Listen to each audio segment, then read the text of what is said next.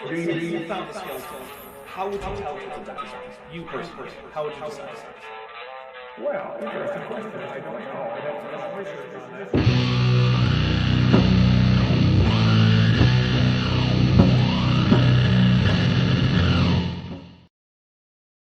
Hey everybody, welcome to Dapper Reacts number, I don't know, something or other.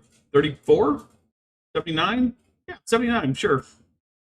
I don't know. I can't do math. What are you guys talking about? I originally was going to be here with Vishanti. Unfortunately, Vishanti could not join us. She is a bit under the weather, so send her your happy vibes over that way. And before we really get into this, I have a few things to read here. Roshan, a non-flocculated killer, says AIG is a silly sack of sectional stuffers, and we'll take a drink for that.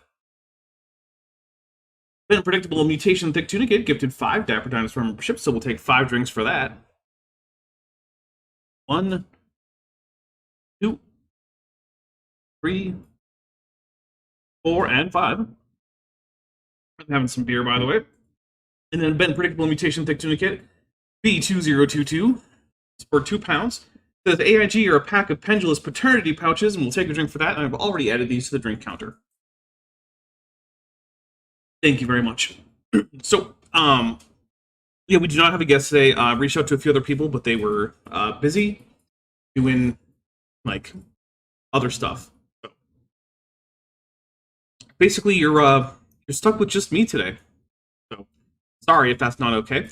We're going to be taking a look at Cornelius Hunter's take on evolution, because that's who this guy is. Now, until basically I was looking for Dapper React stuff, never heard of this guy. So, this guy is basically an unknown to me. But if you were here on Tuesday, you saw the first part of this. We're basically a combination of just lying and failure to understand the most basic of things, and also a horrible misreading of papers, led this guy to conclude that evolution disproves evolution. So, yeah. We have him on 1.3 speed, and he is still going to sound slow, because this guy has the energy of a three-toed sloth. But, with that being said, you guys know the drinking rules from Tuesdays. If you don't, I don't know, you'll catch on. And, but if you do decide to play along with the drinking rules, please do be aware that you need to pace yourself, take your time, know your limits.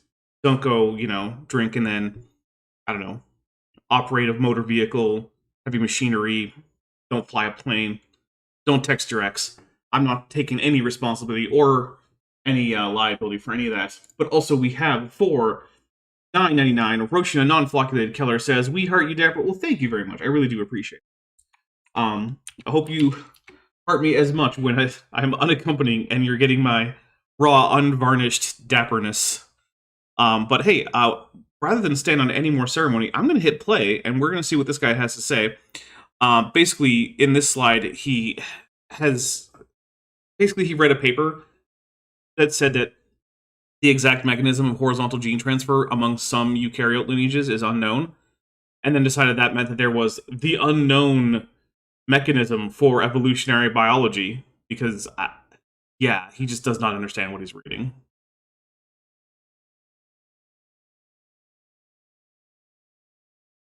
Have a theory. Why can't anyone hear that? You guys should be able to hear that. What's happening right now?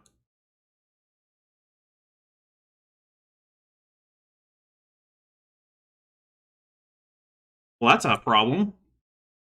Finding special case doesn't have explanation. There it is. Okay, let me know if you guys can actually hear that, because for some reason it doesn't seem to be picking up in my desktop audio, which is weird. So I'm going to take a look at that. That's bizarre. I'll turn off my filters on the desktop audio. Making new things up all the time. It's violating the centuries-old rule of simplicity. Yes, the rule of simplicity. So, basically, this guy has taken, basically, what is it, Occam's razor. And he's made it so that, like, what actually is the case is that the simpler an explanation is, the better, on its own, for no reason. Which is not how that works. Not at all. So basically, as we went over last time, the idea behind simplicity in science is that you need to keep things as simple as they can be, because you don't want to needlessly make up new entities in your idea that are not necessary to the idea. But sometimes things have to be complicated because the actual explanations are complicated. And that leads to complexity. Very complicated theory. It's as complicated as the tax code. Okay, another way to evaluate a theory is to listen to the sympathetic witnesses. Listen to evolutionists. What do they say? What do they say about their theory? Ooh, I'm sensing a whole bunch of quote mines coming in. What do you guys think? That's what I'm thinking. So I'm just going to give you some quotes here. Yep. Here's one book. Origin of Life Research has a dirty, rarely mentioned secret. The origin of life field is a failure. We still do not even have a plausible, coherent model. So let's just take a drink for conflating origin of life with evolution. As I'm sure most of you know, the thing is, it doesn't actually matter to the theory of evolution how life came into existence, only that it did.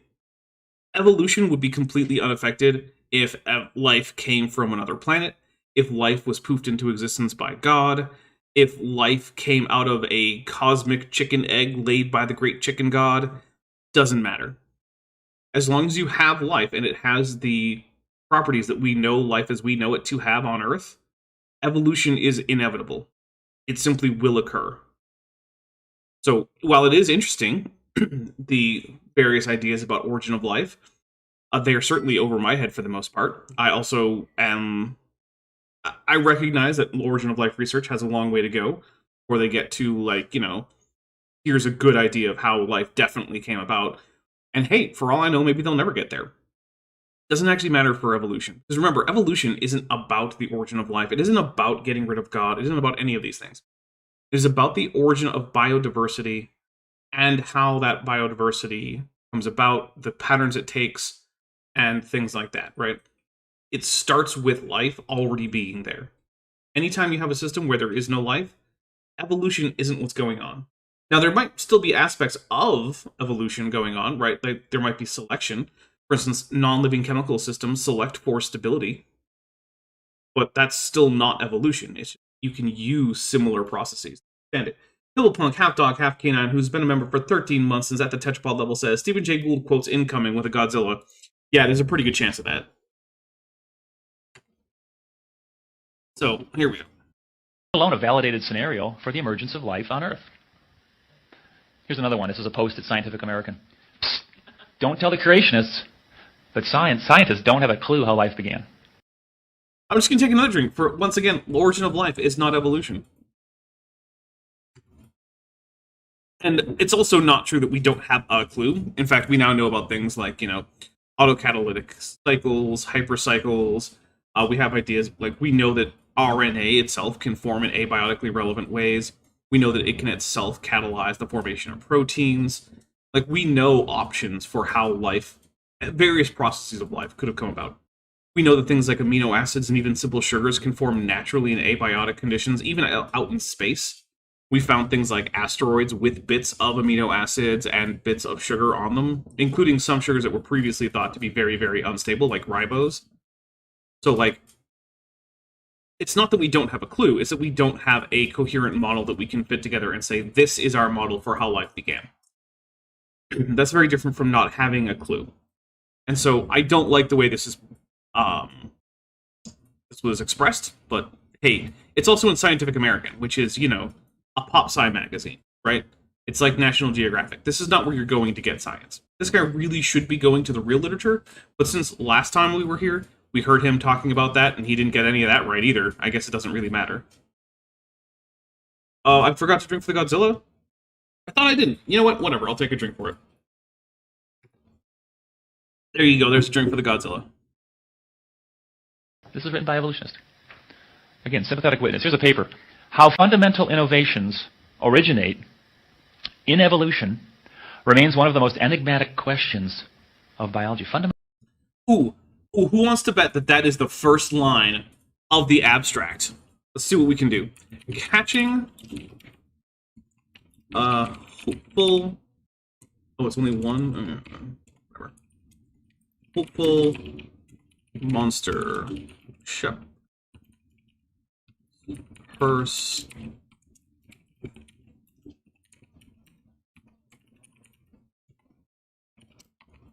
As a model system. Study the evolution of flower development. Because remember the rule of thumb: if you ever find someone quoting the first line of an abstract, or even really just the abstract, then they're probably quote mining. So let's take a look for this. Where is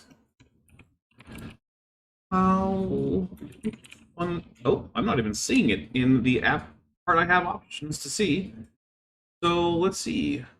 Like it's actually not in the abstract. All right, well that's cool. Let me just definitely pay. Remember, I discourage you from using scihub.se, that's sci-hub.se, as a way to access academic papers for free. I discourage this because it is in fact piracy, and you should not do that. So let's see. How fundamental... Oh, it's from the introduction, not the abstract. Okay. Let's see. How fundamental innovations or novelties, forgot to put in the ellipsis for or novelties, originate in evolution remains one of the most enigmatic questions of biology. According to the proponents of the synthetic theory, the gradual process of evolution by natural selection that operates within populations of species also creates unique traits recognizable at higher taxonomic levels, meaning that macroevolution is just microevolution extended over relatively long periods of time. However, it has been pointed out that innovation is different from adaptation, and that the synthetic theory, which is largely based on population genetics, falls short of explaining innovations, novelties, and evolution of body plans. A bunch of citations. Okay. So, and who is this? Gunter Thaysen, Barbara Newfer. So let's see. What are they actually doing in this paper? What is the point? Floral Hawaiian mutants in the wild, more than hopeless cases. Yeah, so let's see. Alright, it does not look like this is entirely out of context. There you go. Fair enough. You know what? Good job, guy. I'll take a drink for that. And then we had a super chat from Rocha Non-Flocculated Keller, who says, I think we should demand the young Earth creationists first discuss the history of the screw press before they discuss their Bible. I mean, I can see why that would be a reasonable thing to ask them to do. Although most of them would simply say, well, I've never used or advocated for the use of a screw press, which is probably true for most. So, what is going on here? Basically, this is a paper that is back in 2006 trying to look at the question, does macroevolution actually have its explanation entirely in microevolution? Can we understand macroevolution reductively, essentially? And you got to remember that back in 2006, this is in fact back when things like the possibility of like group selection being the real method of macroevolutionary change, a la Stephen Jay Gould, was still really being talked about. Since then, we've basically moved on. We've said, no, it really is microevolution. And so this is a paper that's involved in the discussion within evolutionary biology as to whether or not there is a fundamental difference between the mechanisms of micro and macroevolution, and whether or not macroevolution, which is actually just a part of microevolution, which is the side that this paper is not taking. But it's taking a side in that discussion. And sure, in 2006, that was still a pretty big topic of discussion, and we did not have a great consensus on it. Here, in 2024, yeah, we've got a much better consensus on this, and the synthetic model that they talk about in the paper was, in fact, the one that won out. So, yeah, basically, this guy has found a controversy from earlier in the history of evolutionary theory that has since been resolved, and then points to the controversy as if it's evidence that the theory was in some kind of crisis in the first place. It wasn't. It never was. No side was rejecting natural selection or mutations. Neither side was rejecting universal common ancestry. That's just not how it works. It's like going up to like a Baptist and, I don't know, like a Catholic priest, like Baptist pastor and a Catholic priest who are having a discussion about theology, and then pointing out that, well, since you guys disagree about the importance of works for soteriology, maybe you guys should just get rid of the whole Jesus thing in the first place. They're going to both look at you like they're crazy. Because that's not how disagreements in some particular, field work. It's similar to saying like, oh, hey, you know what? There's a crisis in cosmology. Different measurements of the age of the universe give us different answers. So I guess they're just what? Is no universe? The universe was only made 6,000 years ago? Like, no, none of those are options that are left open to us as a result of this one controversy. My Unfinished Journey for $6.66 says, Hail Nero and Hail Dapper. I'm allowed to drive a bus if I nod my head and... Am I allowed to drive a bus if I nod my head at drink triggers? Yes, if all you do is nod your head, that's fine. Trick question, my boss doesn't allow listening and driving. Ah, well then, as far as I'm concerned, you're allowed. I will not override your boss, because, I don't want you to get fired.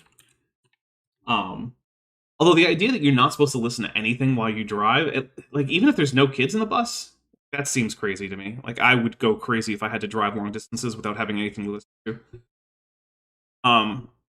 Back when I was routinely doing drives from, Phoenix out to, Las Vegas or, Albuquerque and whatnot, I would always have stuff downloaded on my phone to listen to. Always. Because I would just go crazy if I didn't. Innovations. And that's what it's all about. If you're going to claim that this is a fact and you're irrational if you reject it, this is a no-brainer, you better be able to explain fundamental innovations, right? That's what it's all about. That's what biology is full of. Well, yes and no, right? So, you don't need to be able to describe every single aspect of something in order to know with a very high confidence that it's true. We can take a look at something like, say, the globe, right? You don't need to know every last detail about things like refraction to notice that the general rule is that large boats seem to disappear bottom first as they go away from you. And that there are, there are time zones in the world, right? Like, you can just travel a bit, or you can call someone on another part of the planet where it's a very different time of day. And combined, you can therefore come to the conclusion that the Earth is probably a sphere, or roughly spherical. Does that on its own give you, the actual radius or circumference of the Earth? No. Does it tell you about the, slight oblateness between the equatorial radius and the polar radius? No. Is it going to tell you exactly how much should be below the horizon for a given distance, given a certain observer? No. But do you have enough with just those observations to be very confident that the Earth is a globe? Yeah, you do. That's really all it takes. And so the same thing is true for evolution. We have more and more better explanations as time goes for evolution. But pointing out to a previously unresolved problem in evolution doesn't mean that we don't have good reason to think that natural selection works, that mutations are the source of novel genetic traits, that neutral theory works, that genetic drift is a thing, that the founder effect is a thing. We don't have good reason to think that universal common ancestry is a thing. All of these things rest on a whole pile of information and data that all support those conclusions. And yeah, at any given point in time, you are going to be able to look at different parts of the theory that are currently, or were at that time, unresolved, and look at that argument. It's the same thing that happens in contested bones, right? So Sanford and Roop, primarily Roop, he's really the real author on that. They put Sanford first because he's the one with the credentials. But if you look at contested bones, basically all they're doing is saying, oh, hey, these two scientists are disagreeing about the exact phylogenetic placement of, Homo habilis within the hominin family tree. Therefore, I guess it just doesn't count as evidence for human evolution at all. Which is, no, that's not how that works. The only reason we have these things is because evolution is true, in fact. And so it's similar to what's happening here. Nether6her, who's been a member for 7 months and is at the Tetchball level, says, AI has more intelligence than AIG with the Mothra. Yeah, it does, and that's saying something given how little intelligence AI seems to have. Remember, everybody, according to AI, you're supposed to eat 1 small rock a day. Which, no, don't do that.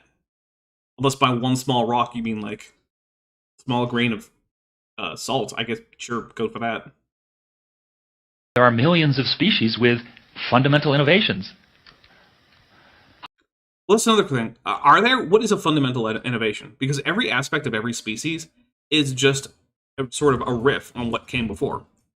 Like the jaws of jawed fish are just modified gill arches. The teeth that some animals have, like many vertebrates, those are modified integumentary structures. Right? So what about, having digits? Well, those are modified rays from fins. In fact, your entire limbs are just modified fin bones and musculature and whatnot. So, like, where your lungs, that's just an outpocketing from your digestive system, which itself is a more complicated version of the simple tube that occurs in very, very simple worms like nematodes. Like, all of this is just riffing on what came before. It's actually hard to find something that is truly, completely novel in evolutionary biology. Oh, and yes, there was a Mothra. We didn't drink for the Mothra. Thank you for keeping me on track there, Dark Claw Dragon. See, this is what happens when I don't have a guest. I have to keep track of all of it myself, and it doesn't work out as well. How body pattern evolves in nature remains largely unknown. I mean, that's not true. Maybe, I'm actually surprised about 2014, but like, we know that there are things like developmental genes like Hox genes, and that relatively minor modifications can cause significant changes in how the overall body pattern evolves. And we actually, even in some cases, even know what the chemical signals are and can manipulate them in embryos to create predictable changes. So, yeah, in fact, actually, if you take a look at Neil Shubin's Your Inner Fish, one of the very interesting embryological experiments that he goes over is how, given our knowledge of how things like Hox genes develop things like the branching that results in fingers, and if you introduce similar signaling into, say, embryonic skates or stingrays, that you can actually get the rays that form their little flappy wing things to themselves start branching internally in a similar pattern to what you see in tetrapod limbs. And so, like, that's not really. All right. Foremost among the unresolved problems confronting modern biology is the origin of biological complexity. The origin of the earliest fish remains a mystery. That's somewhat unrelated, but okay, what do we got here?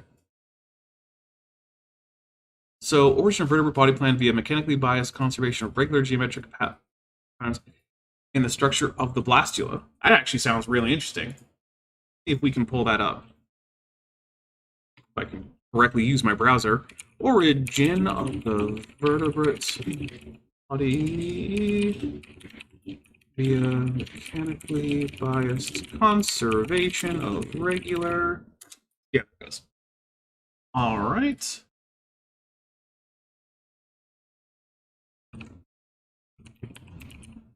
All right. Oh, of course. The quotation is from the first line of the introduction. Foremost amongst the unresolved problems confronting modern biology is the origin of biological complexity, most notably the shape and form of our own bodies. From Leonardo da Vinci to Basileus in Gray's Anatomy, I guess that's it, probably. Anatomists have been succeeding in providing detailed descriptions of the musculoskeletal organ and nervous system, yet the problem with the origin of these and other aspects of organismal forms remain unresolved, since the body develops from embryo 19 blah blah blah. Alright. So then, guess what, guys? This is setting up the problem. And then the entire rest of the paper goes over how, in fact, the geometrical configuring of the original blastula, that sphere of cells that you start out as, actually helps determine body shape in things like vertebrates. By starting with things like a blastopore in the gastrula, and then that setting up the, oral aboral axis, which in bilaterians like us also becomes the dorsoventral axis. No, sorry, not dorsoventral. The anterior posterior axis. And it goes through and finds other charts where it says, hey, look, here's how this exact same kind of geometric configuration results in numerous different body plans, including those of like echinoderms, mollusks, cnidarians, insects, and how it all actually derives from that. The entire paper is answering the question of how it is that biological complexity grows out of the relatively simple blastula and its geometry. I can talk. It's literally the point of the entire paper. All the way down to determining which parts of the blastula do things like turn into your skull. Like, it's got color-coded bits of showing you where... Actually, you know what? I can show this because this is not behind a paywall, which means anyone can find this. So give me a second, and I will actually put this on display. So, 1 second here. Just make sure I got everything correct. Yeah, so look at this. We've got diagrams starting with a single cell, showing things like which cells will develop into which parts of the body, where chemical gradients are that will determine which axis is which, all the way through, so that you can actually follow through how the geometry of the blastula sets up the geometry of the eventual vertebrate. So, gastrulation, that's when you first get that indent on the blastocyte, or blastocyst, there you go. Right, somewhere around here, that's gastrulation starting. That's starting to form the digestive tract. So, far from this being like, oh my goodness, this paper is just admitting we have no idea. It is, in fact, a paper that is there specifically to explain how that happens, and not to simply whinge about the fact that we don't know how it happens. Because anytime something starts an abstract or an introduction, it's usually setting up the problem that the paper itself is trying to solve. Alright, we got a couple things. Pillowpunk, half dog, half canine says, don't worry, Dapper, you are enough. Thank you for the Barbie reference, I do appreciate it. And then Dark Law Dragon sends a super chat for $1 that does not seem to have a message. If, Dark Law Dragon, you meant to send a message with that, please let me know, and I will try my best to make sure that I see that and read it. Alright, so I'm going to take a drink for... Look, the first line of the introduction is just as bad as the first line of the abstract, so I'm taking a drink for it. I'm surprised we haven't had any Gould, though. Normally I would expect a lot more Gould.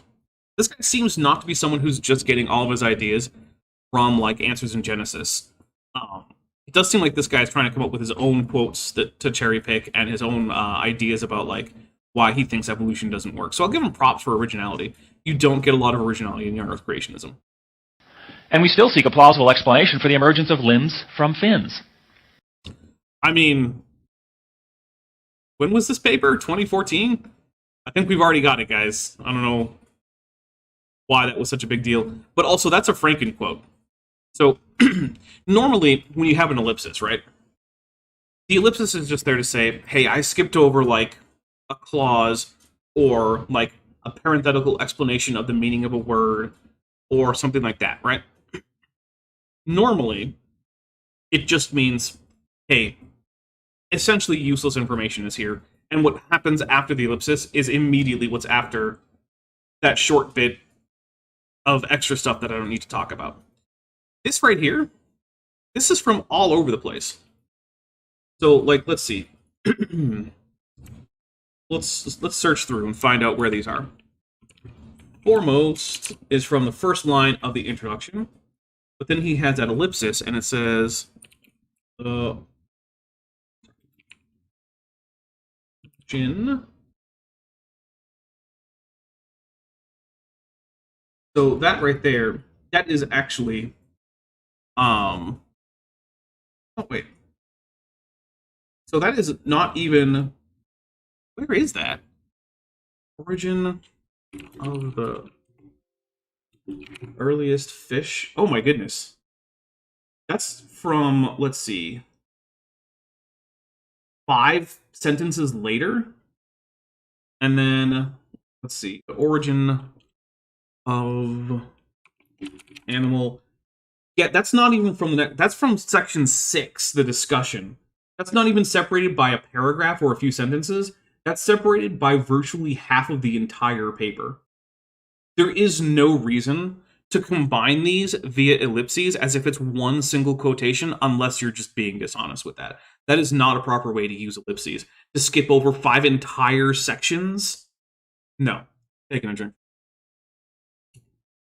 Do I think it affects his argument all that much? Not really, but being dishonest, you're giving people the impression that this is part of basically like 1 or 2 sentences, when in fact it's part of 2 widely separated sections in the paper.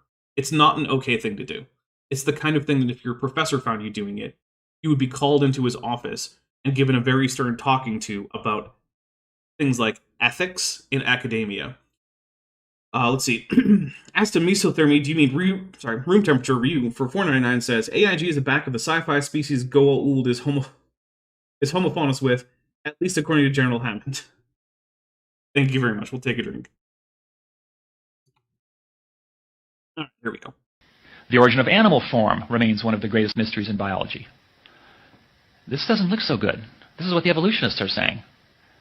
And we're supposed to be believers, and it's, we're supposed to be browbeating. Did you look at the paper?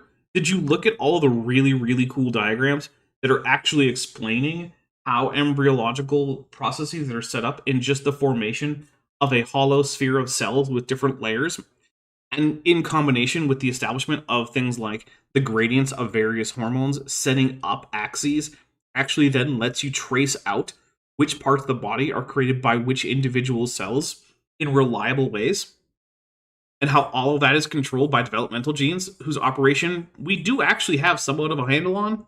No? Just skipped all of that? Cool. Yeah, great. Read into this, that there's no question this is a fact? Well, there's no question that it's a fact that that's how embryology works, and there's really no question that it's a fact that universal common ancestry works. And so, yeah, this paper is written to help us get from embryology to how that develops into a full organism, which itself parallels how the evolution occurred, because changes in developmental genes are how you get changes to the body plan of an organism. And so when we can see things like homologies between the developmental patterns of very many animals, in fact, that paper itself indicated the connected ways in which animals as diverse as echinoderms, insects, and cnidarians all develop from what's fundamentally the same embryological structure. Yeah, that's a whole big part of the point of the paper. It really bothers me. It is very common in young Earth creationism, where they will just look at the part of the paper where they set up the question to be answered. Right? Because what's the point of a paper if it doesn't answer a question? The whole reason you write a paper is because you have a question you want to answer, and you want to provide at least evidence for an idea that might answer the question. And so if all you do is look at the part of papers where they ask the questions, then you'll think that science doesn't have the answer to any questions at all. Because all of these papers just start off with questions. You read the whole paper. Read the part where they're giving you examples, where they're actually carefully tracing through embryology and developmental genetics in order to figure out how this question can be answered. And does the paper give a conclusive, this is exactly how everything evolved answer? Well, no, because papers don't work that way. But it still is right there. We know how some of these things happen. The authors described it to you. The scientific evidence is contradicting the theory. Not according to that paper, it's not. That's just a lie. I'll take a drink for it. Now, here's an example of a big study they did with algae. And they competed, these algae. They got a whole bunch of different algae species. And evolution has rules about how competition should work out. Remember, the competition is at the core of the theory, right? You're competing. Well, so yes and no, because another important thing is that the evolution of altruism via kin selection is also a very well understood phenomenon in evolutionary biology. And also the evolution of like commensalism and mutualism is also well established in evolutionary biology, where multiple organisms can exist in a symbiotic situation where the proliferation of one actually aids the other, and therefore, and vice versa, in which case then both organisms actually have selective pressure to cooperate and not just to compete. The idea that all there was competition isn't even really present in Darwin, because Darwin knew about symbiosis. There's a reason that he predicted that there would be a moth with a proboscis long enough to drink nectar from an absurdly long-necked orchid that he found. Or actually, I'm not sure he found it, but that was known about. And he was right. That moth was later found. And he was able to predict this because he knew how cooperative selection could occur. Right? And so they did this. They did this big study. And, well, it didn't work out so well. In what way? Look, I'm not gonna go look up the study if you're not even gonna tell me which way this supposed study. Well, I'm not gonna say it's supposed. I'm sure there was a study. But I'm not gonna look it up if you don't even tell me in what way this study was contradictory to evolutionary biology. It was completely unexpected. When we saw the results, we said, this can't be. We sat there banging our heads against the wall. Darwin's hypothesis has been with us for so long. How can it not be right? When we started coming up with the numbers that showed that Darwin, wasn't right, we were completely baffled. How? I'm just going to take a drink. Dude, if you're not even going to tell me what the actual problem is, why should I take you serious? It didn't work. It didn't explain the results. It didn't help them understand the results. It violated. The scientific evidence is contradicting the theory. Very similar Okay. DNA sequences. Nope. He's not even going to tell us what the problem is. Something about this experiment violated what some people expected based on Darwin, which, okay, great, we've moved on from Darwin. And he's not even going to tell us what the answer is. That's not even a point in his favor. Like, even if I take him at his word, he didn't give me anything there. What is that? What was the paper it was about? Because the reference he gave was to Live Science, which, again, not a journal. So I would have to go like 2 or 3 different sources deep in order to figure out what that quote even means. This is... I'm going to take a drink. The thing that bugs me here is the creationists really like to set themselves up as like, we're the real intellectuals, we're the real science promoters, we care about intellectual integrity and all this stuff. And instead, when you actually look at their publications and their output, is you get this. Quote mines, half-truths, not even making an argument in many cases. And it's just like, what is the point? Why should I keep looking at this stuff? Why should I go and do your legwork? And the answer is, at least in my scripted videos, it's because, well, my job. But really, like, if you're not even going to make the argument, then just don't even try. What is the point of this section? There isn't one. It's just to find scientists looking at open questions in science, because that's what scientists do, and then pretending that the fact that scientists are doing science is a bad thing. Let's see, we got a couple things to read here. Savage C. Lupus Familia... Oh, no. Savage C. Lupus Familiaris Cobra for $5 says, you can hear the quote long from his long hours in the quote lines. Yes. Also, yeah, in case you guys are wondering, if you have early access to my videos, you can see where Savage Cobra's new nickname is coming from. Pillowpunk, half dog, half canine, for $5 says, they've been doing this literally since Darwin. Quote him on how miraculous the development of the eyeball seems, but do not read past that sentence. Exactly. And it's really, really tiring to have to deal with. Especially unaided. And then Joshua Geese just gets it. 5 Dapper Dinosaur membership, so I will take 5 drinks for that. Thank you so much. Send some tetrapods, but don't send pelagic tunicates. Those are gross and unacceptable. But here's 5 drinks. 1, 2, 3, 4, and 5. So on my end, for some reason, I'm seeing buffering, but I'm also seeing a really good connection, and no one is complaining about buffering. So if you guys had weird buffering just then, let me know. I don't think it's a problem, but what do I know? For all I know, there's going to be like another tornado that just touches down like right on top of this house and disrupts the stream again. Just my luck. In very distant species does not make sense on evolution. Hold on, I missed some of that. I'm going to have to back up a little bit. Very similar DNA sequences in very distant species does not make sense on evolution. This was discovered a few years ago, and it completely contradicted the theory.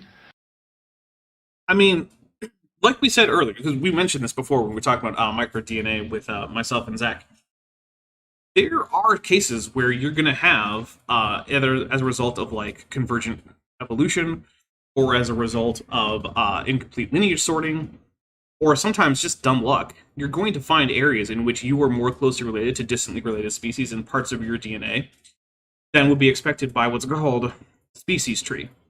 So the species tree is a tree that you reconstruct when you take into account as much data as possible from the genetics, right? So you sequence as much of the genome as possible with the best coverage you can, and you put all of it into your tree building program.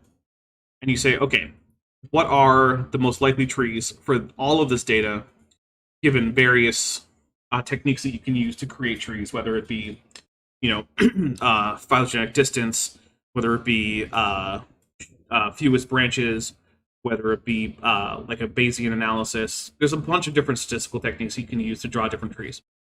And then you find the trees with the highest likelihood that correspond between those, and boom, that's what you're going to use as your species tree. That is the tree that, as near as you can tell, is the most likely to be accurate to reality, to what actually happened in the ancestry. But if you do smaller data sets, right? So if you just focus on a particular gene or a particular section of a chromosome or something like that, then yeah, you're going to get different trees. And that's expected. And those trees are not likely to represent the actual species tree, but they might represent the tree that you would get from incomplete lineage sorting, where we'll use hominids as an example. Humans have certain areas where they're closer to gorillas than they are with chimpanzees. And that's simply because the parts of the common population that turned into chimps and humans wasn't homogeneous. And the part that turned into chimps just didn't retain as much genetic commonality with gorillas in those areas of the genome as the part that became human, and vice versa. There are parts of the chimpanzee genome that are closer to gorillas than they are to humans, and they kept those parts from that common ancestor. And so you get a somewhat muddied phylogenetic signal if you look at certain smaller parts of the genome. So, yeah. Also, this is from 2004, 20 years ago. One of the things I want to point out is this hasn't exactly shaken the foundations of evolutionary biology. In fact, this sounds, I fell out of my chair, it can't be true. Yeah, that's from the Science Central population that he has down in the bottom left. Lowry Karen, 2004, Junk DNA, Central Science, July 20th. Whereas the Disposable DNA Puzzles Researchers, Science, also, yeah, these are both, again, just pop sci, which is really annoying. Because one of the things about pop science is that it's about getting clicks. And so you try to get sensational ideas, right? Like, I about fell off my chair. When you read the actual paper, let's see what's being... you know what? If he's not going to give us the actual paper, I'm not going to go through all the way. But yeah, turns out different parts of the genome will give different phylogenetic signals. That's a well-known problem. And convergent evolution can also just completely throw small-scale phylogenetic signals for parts of the genome out of whack. I about fell off my chair. Another evolutionist said, it can't be true. The science... I like how another evolutionist, who? Was it Elizabeth Pennisi? I don't know. Was it Karen Laurie? I don't know. Was it the ones they were quoting? I don't know. It's just another evolutionist. Scientific evidence is contradicting the theory. This is what evolutionists are saying. It's, first of all, evolutionist is a dumb word. I'm going to drink for it. Here's another thing. Ask an evolutionary biologist. Ask a paleontologist.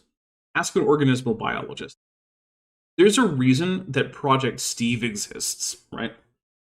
So Project Steve is a counter to this idea that creationists have this list of scientists who are skeptical of evolution. And it's basically only scientists in fields that are relevant to the question of evolution in terms of biology. And in order to sign it, you have to be named some kind of name that is etymologically derived from the ancient Greek Stephanos, meaning crown. So, Stephen, Stefan, Stephanie, Stephanos, all of these are these are options. And yes, the Steve part is named after Stephen Jay Gould. And that number of people, the number of scientists in relevant fields who are named Steve, who are willing to sign on to say that evolution is both well supported and the only theory for the origin of biodiversity, is larger than the total number of people of any scientific credentials, because it varies wildly on the Young Earth Creationist list, who are willing to say that they were skeptical of evolution. And unlike the Young Earth Creationist list that tends not to remove people's names even when they request it because they didn't realize what they were signing, Project Steve is willing to remove people's names. So, yeah, if this were like, oh no, the science is contradicting, or the data is contradicting the theory, well, one, it doesn't seem to be on the basis of what virtually every single scientist who actually works in the field says. Two, you're looking at an area where those scientists are incentivized to be sort of exaggerating the amazingness of their find or how unexpected it is. And three, when you have data that contradicts some aspect of the theory, that's okay. Sometimes the theory needs to change a bit. And evolution has changed since 2004. In the last 2 decades, we have learned new things about the theory of evolution. Savage C. Lupus Familia Harris Cobra for $2 says, source, trust me, bro, 2014. Or in this case, 2004. Yeah, this is really dumb. And also, it brings up one of the things I really hate in science reporting. So pop science reporting tends to have 2 kinds of headlines. This is a point that has been made by other people, but one kind is like, oh, this destroys everything we thought we knew and completely rewrites the entire theory of evolution, or the entire theory of relativity, or quantum mechanics, or whatever it is, right? Everything we thought we knew was wrong. And then the other kind of headline is something that's absurdly hopeful, like, scientists have just managed to sequence woolly mammoth genome. Are woolly mammoths being brought back from extinction going to happen in less than a week? Signs point to yes. No, neither of those are appropriate. Almost every single scientific paper says, hey, look, exactly what this well-supported theory said should happen is exactly what happened. Or, hey, our models predicted this, but there was a 5% variance away from our models, which is actually significant in terms of statistics. So we should probably revise our models to bring our findings into alignment with our models, as long as other people can reproduce these results and find the same 5% difference from prediction. That's what most studies are. But neither of those is actually like headline grabbing, so it's not surprising that that's not what gets reported. The theory is mandated not because of the science, but in spite of the science. We'll come back to that. Okay, let me give you a little bit more interesting kind of case study example. Biosonar. Just look at how that works. Biosonar. You've all heard of sonar, right? We've seen sonar. Usually this is called echolocation, but okay. In the movies, the submarines tracking the ships tracking submarines, and so forth. You're sending out. It's just weird to me that his only reference for this is movies, whereas I'm like, I remember being tracked by sonar. I remember hearing the sonar pings. Whatever. I guess it doesn't really matter. Most people probably have never been on a Navy ship while there was active sonar going on. Sound waves and listening for the echo, right? Well, there is sonar in the biological world. Mm-hmm. Species use sonar, and it's really That's cool. true. Very, very cool. Bats, you may have heard, use sonar. So bats are squeaking at high frequencies that we can't even hear. Sometimes you'll hear it a little bit in the evening, but for the most part, you're not hearing it. It's above our hearing. And they're very sophisticated about it. Okay. This is an example, encounter between a bat and a moth. The bat, this is about 1 second of time. All right, I gotta say, this is exceptionally cool. Like having a 3D plot of like the actual locations of a moth and a bat as the moth is trying to hunt the bat. So, I don't know where he got this from, but it's super cool. The bat is flying from left to right.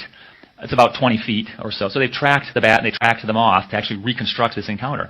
And they also recorded the squeaks. So you got the positions of the bat, the positions of the moth, and the recordings. And they break down the recordings and actually reconstruct what the bat is doing. They do a lot of this because it's, frankly, very advanced what the bat is doing.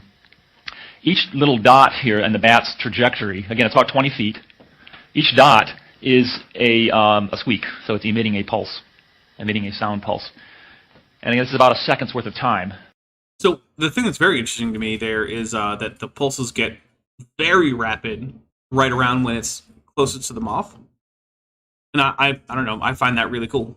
Because if you look like D and D, you get D for the moth and D for the bat, that's probably when they're at their closest approach. And you get these really frequent echolocation pulses for the bat. That's really interesting. So whoever made this graph, I mean, hey, good job. That sounds like it was a lot of work to track both the bat and the moth in 3D space, as well as tracking where along those locations echolocation pulses were used. I'm legitimately really, really cool. And you can see that as it closes in on the moth, the interval between pulses shrinks. And as it gets to the point of closest approach, all of a sudden it flips. It switches to a very rapid. Touch Tunic Demonic Selection for $2 says, what kind of moth is hunting a bat? Did I say the moth was hunting the bat? If I did, I'm sorry. And if he did, I'm sure he just misspoke. But thank you. Pulse rate. This is all for good reason. This is all for good reason. So the engineers to reconstruct this are trying to learn the logic behind it. I don't think it was engineers. I'm pretty sure it was scientists. But whatever. and they have folks who know sonar and know the parameters. And they know, yeah, this is a strategy. It's optimizing its tracking of the moth. It's not just the pulse intervals. There's a lot more going on that you can't see in this graph. The intensity of each pulse, the loudness is being adjusted. Okay, but dude, what is the point? What is the point you're trying to make from this? Why is this a problem for evolution? As it closes in on the moth, it's backing off on the loudness. The duration of the pulses is changing. So the bat is changing the duration. It's Oh shortening my the god, I'm duration taking as a it gets drink while closer. this guy gets to a The point. frequency is changing. The pitch is changing. It's actually changing during the pulse. It's using frequency modulated pulses. All of this, again, is optimizing. It's all for good reason. It's optimizing its encounter with the moth. Yeah, it's almost like bats have a selection pressure to actually be good at hunting moths because otherwise they starve to death, and it's really hard to reproduce. When you starved to death... I'll take another drink.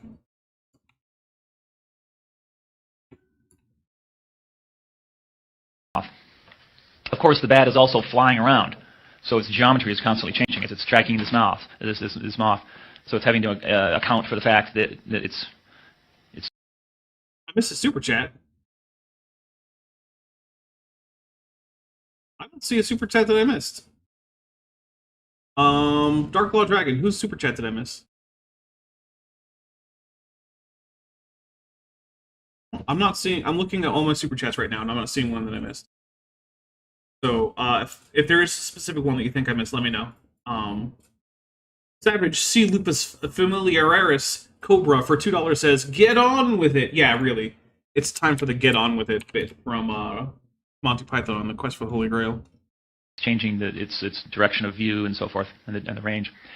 There may be foliage, or there may be other insects around that it needs to reject. So there's clutter. There's the clutter problem.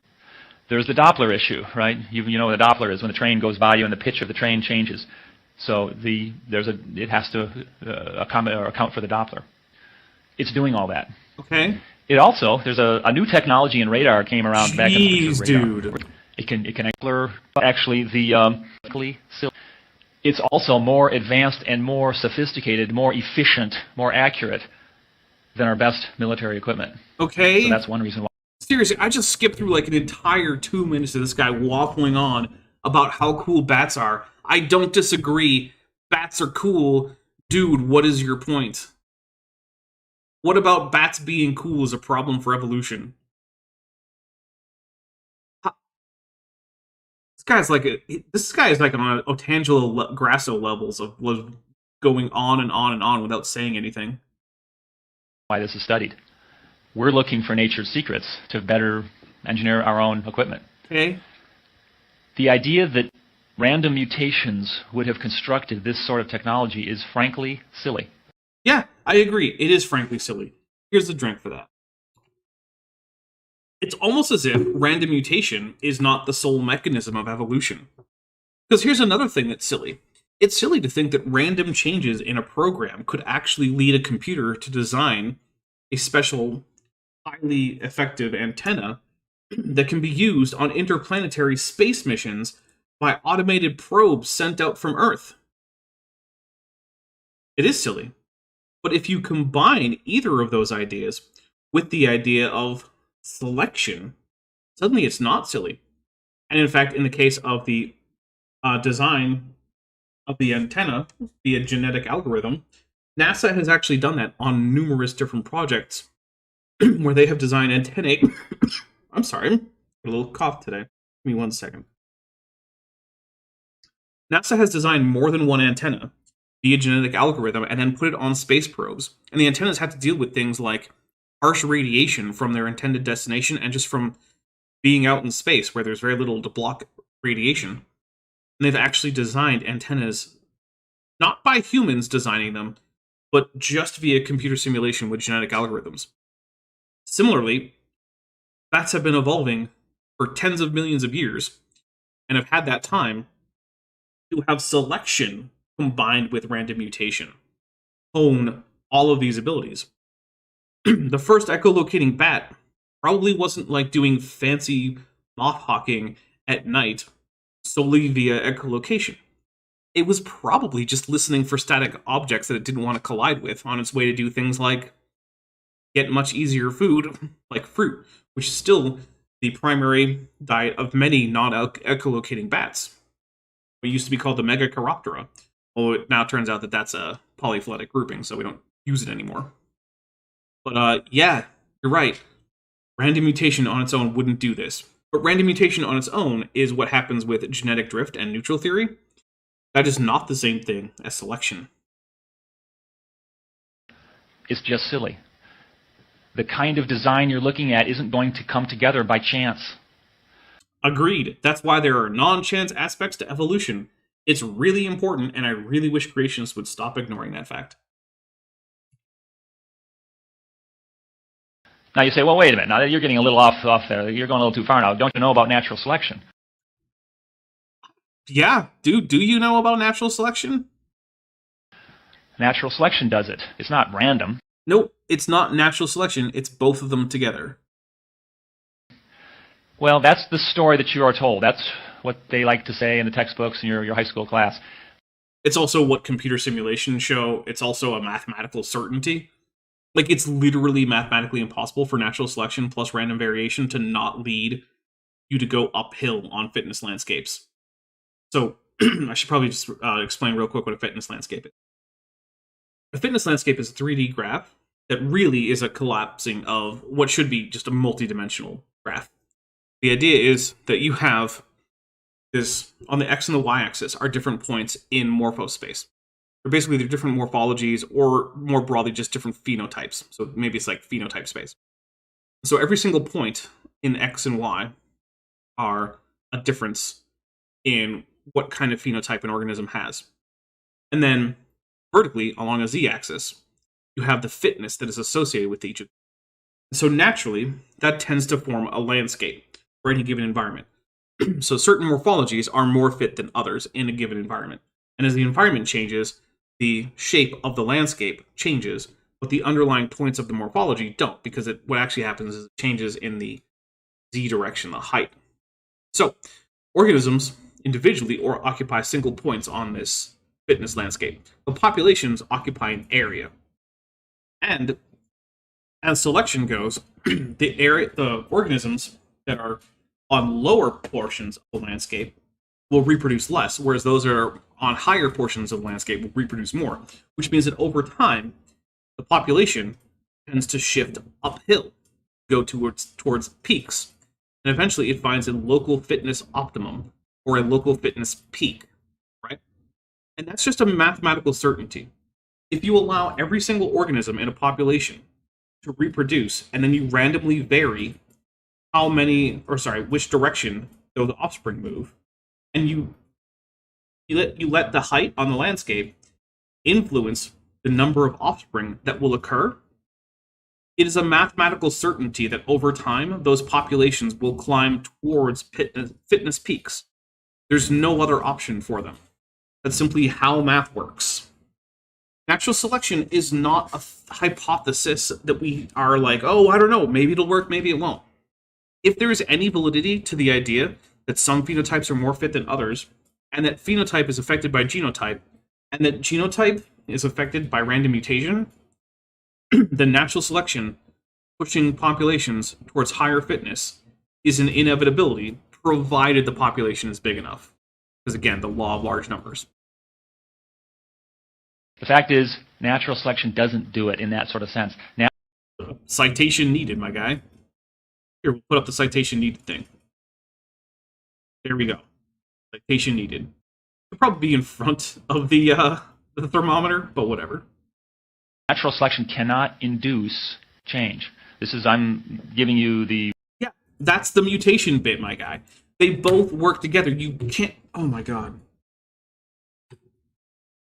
This is another thing creationists love to do. They love to separate out every single mechanism of evolution, point out that that one mechanism on its own doesn't provide us with everything we need for evolution, and then say, ha, evolution fake then.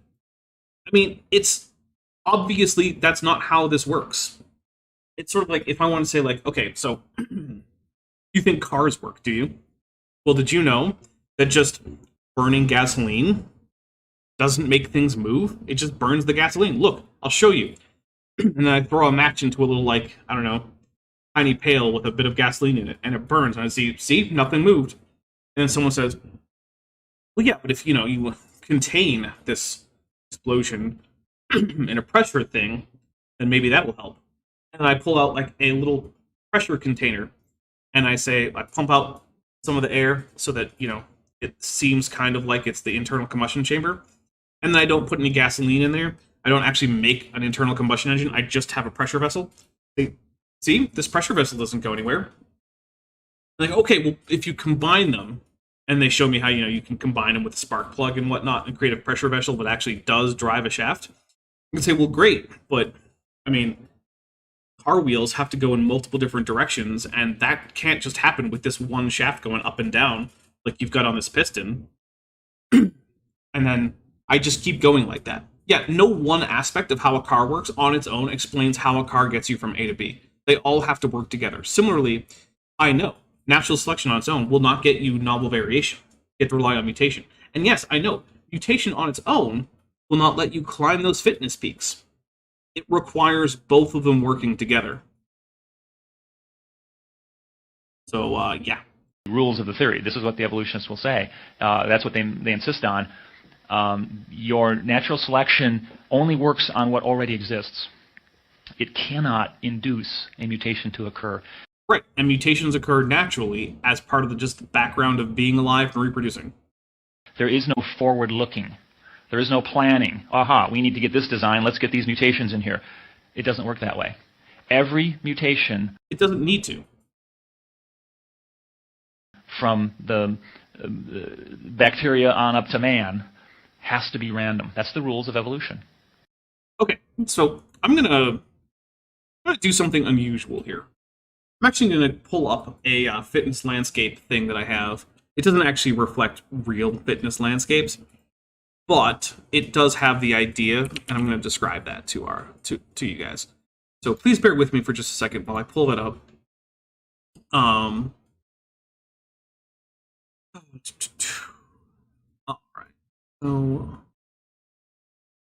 right. Now, this is something I made a while back in Blender, and it's not up now, so don't worry too much. So I'm going to just describe how this works. Okay, so let me go to here. Okay, so this is my fake fitness landscape that I made up, where color coding determines like how high up you are. So black is the lowest fitness. Then you can see it goes up to blue, yellow, green, and ultimately purple if you can get all the way over to here, right? So let's say that you had a population, and let's see. Go to the grease pencil. Whatever. So you start out here, down in this black area, right? And you have a bunch of different points that you are all over here. And the lower you are, the fewer offspring you tend to have. But they can go in any random direction. So you have a population like here, all over here, right? Some of them are going to have offspring that are up this way. Some of them are going to have offspring that are off this way. And some of them are going to have offspring that are, say, off this way. And so they'll start going along this upward slope, right?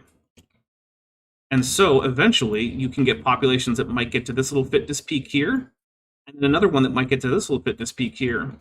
And now you have two different species. But what happens is, if you have offspring that occur at different points on the fitness landscape, because remember, if you look at it this way, from right at the top, these two axes represent different phenotypes, right? And every point is a different phenotype. The grid is just illustrative. But if when you reproduce, your offspring are at different locations, then their chances of reproducing, again, are higher, which means that they will produce more offspring who are even higher on the fitness landscape, likely. Which means over time, your population will simply grow up to here. And if up here, this little purpley area with the highest fitness, if this is like high efficiency echolocation, then it might be a challenge to get there, right? Because, look, there are intervening valleys. Those can be tricky to cross. But yeah, you might actually be able to get there even from starting in this really low area. Because all that's needed is that you have variation that occur randomly, and that variation reflect in terms of differential reproductive success. So, yeah. Oh, put a citation needed up there for no reason. Take a drink. That's a Dapper as a professional move right there. So, here's a drink for that. With that, though, we're going to take a quick break. I need to get myself a fresh beer because this one is getting a little flat and warm, and that's kind of gross. So, please enjoy the musical silence of one Beethoven. When we get back, I'll give you a quick little commercial. I hope people didn't mind too much that I just went to, like, here's a Blender file I have handy to illustrate things. And I hope the illustration actually made sense, because what do I know? Maybe it didn't. So, with that, though, yeah, here's an intermission.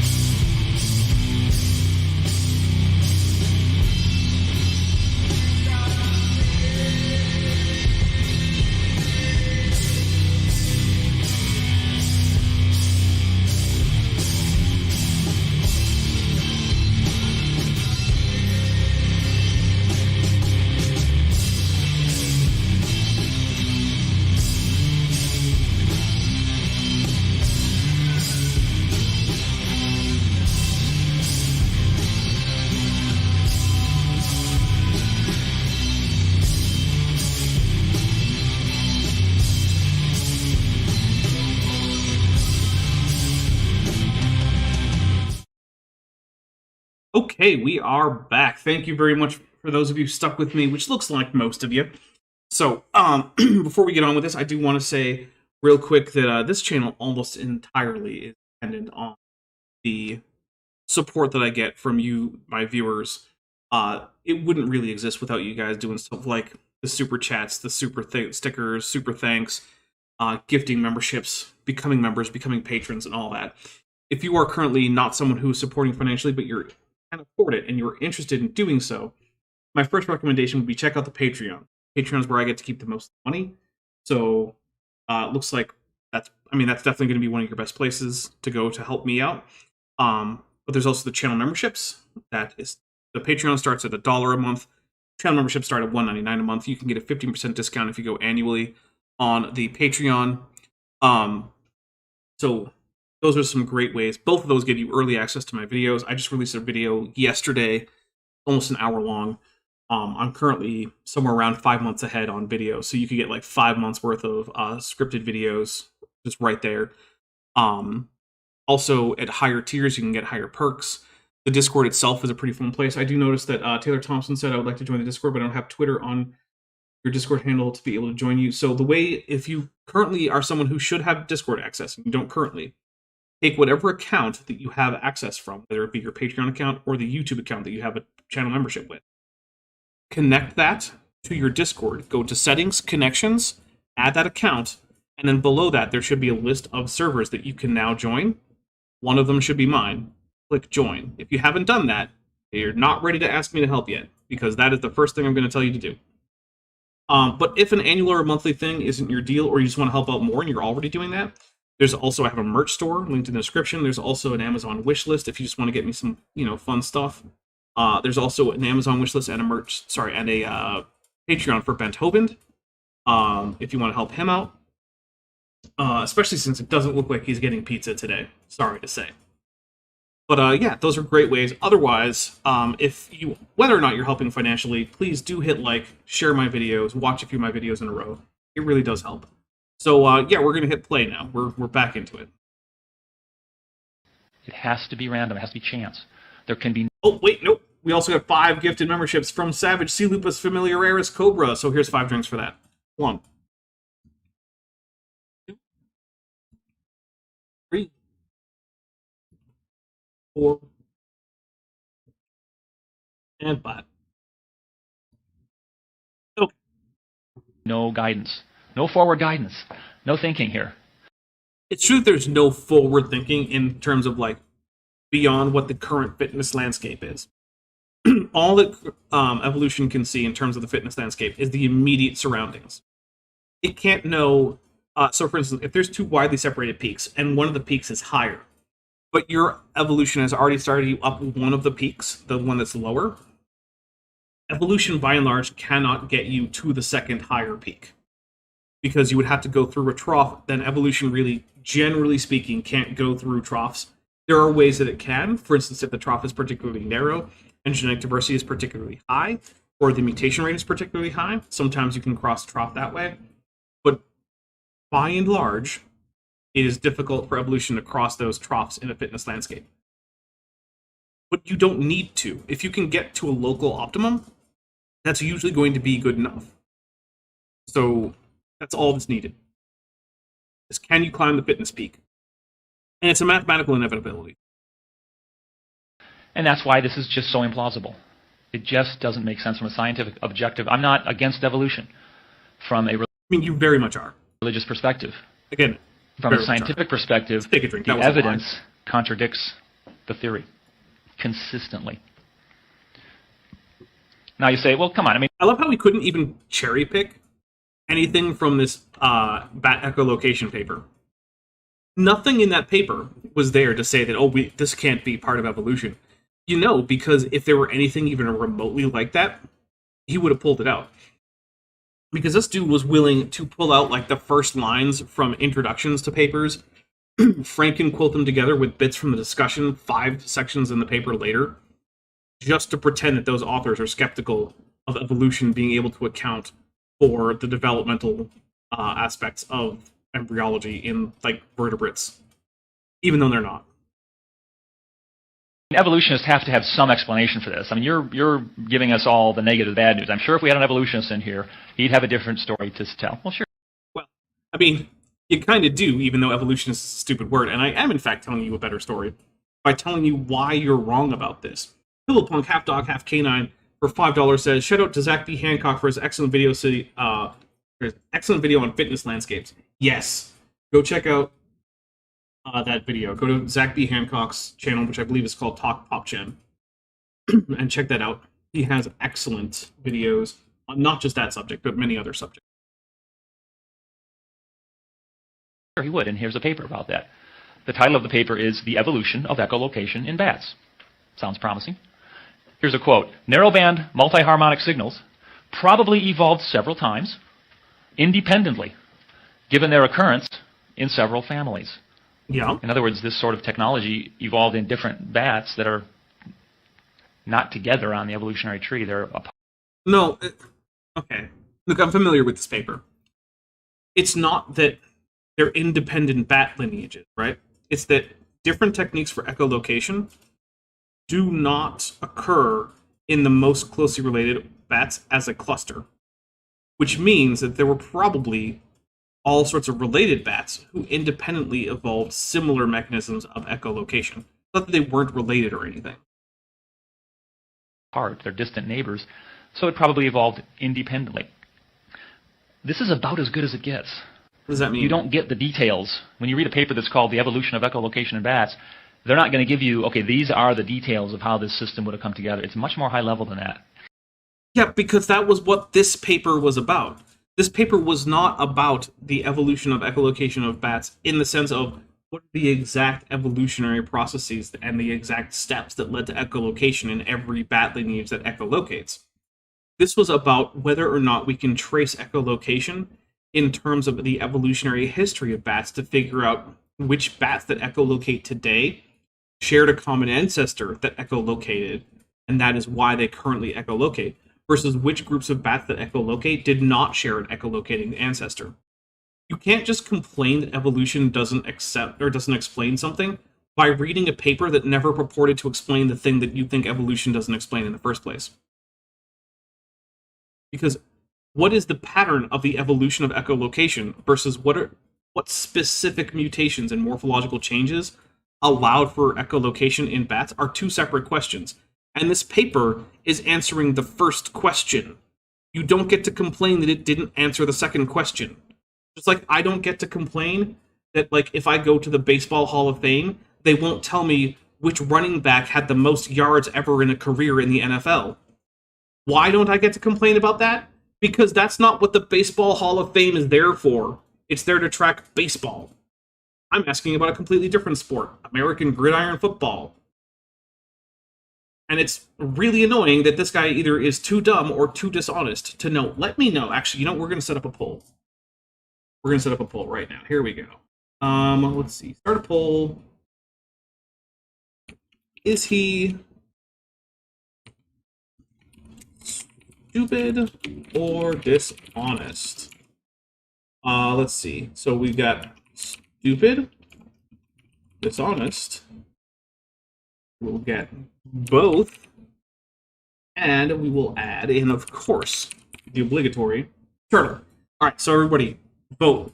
I currently have 82 of you is watching right now. Nope, 84. I expect there to be at least 80 votes in this poll.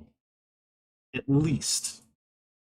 Also, why did the poll go to, like, white on white for, like, the, that's, don't like that.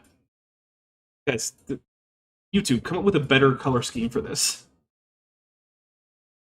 In other words, the evolution of echolocation in bats is assumed. Yes, you know what? I'll take a drink. That's true. It is assumed. But we're going to talk about that. Okay. Most of you have probably been to the equivalent of an American high school in your time during your education. Now, when I was in school, in fact, actually, it started even earlier than high school. I remember doing these kinds of experiments back in, like, 7th and 8th grade. But you'll have, like, a science class, and they will present you with, like, some equations and an actual physical apparatus. They'll do things like say, okay, given these equations and these starting conditions, calculate how long it will take a ball of this mass to go from this height down to this height when you push it off of this ramp.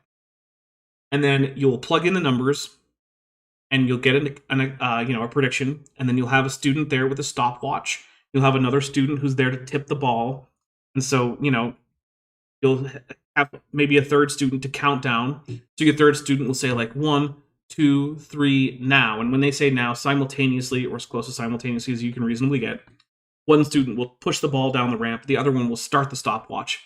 And then once it hits the target at the end of the ramp, the other student will click the stopwatch, and then you'll compare your prediction to your to what you actually heard, what you actually found in real life, right? And you'll compare those numbers.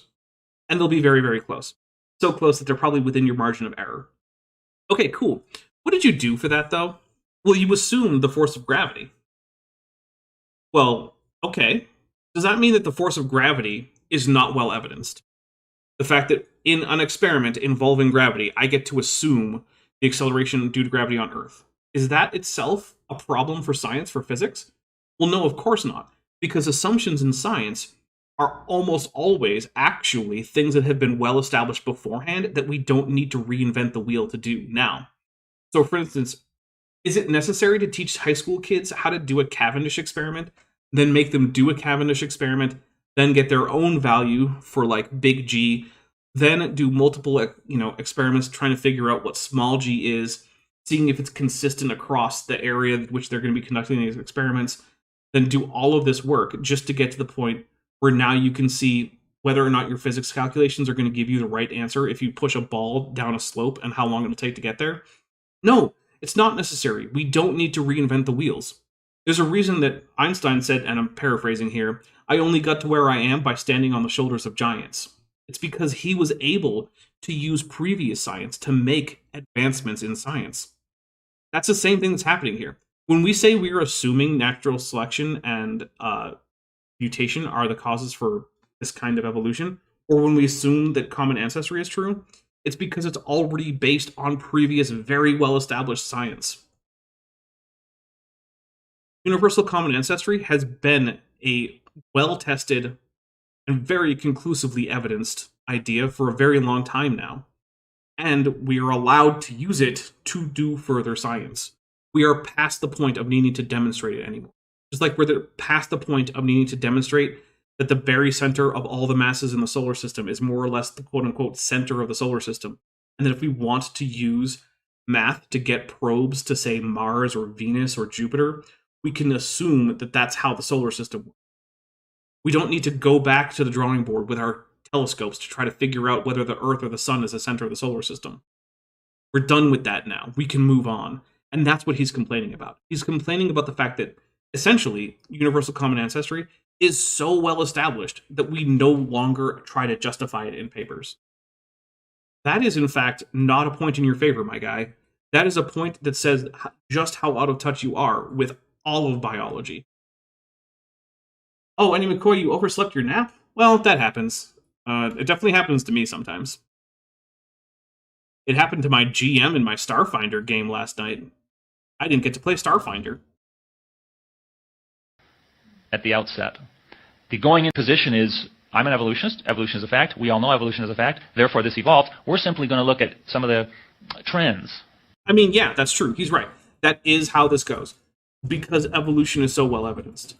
You can't complain about that until you actually have good reason to reject the thing that everyone else thinks is well evidenced. Because until then, you're just a flat earther complaining that NASA won't give you the 24-hour feed of the Earth spinning from the moon that you would reject anyway as CGI. And take a drink. Where did it evolve first? Did it then evolve over there? Oh, okay, it evolved over there too. And then over there it evolved. There's no real description, no real detail of, from a scientific perspective, to answer the burning question, how did this really happen? Yeah, that's because that's a different subject. There are other papers that go over that. I've read more than one paper on bat echolocation.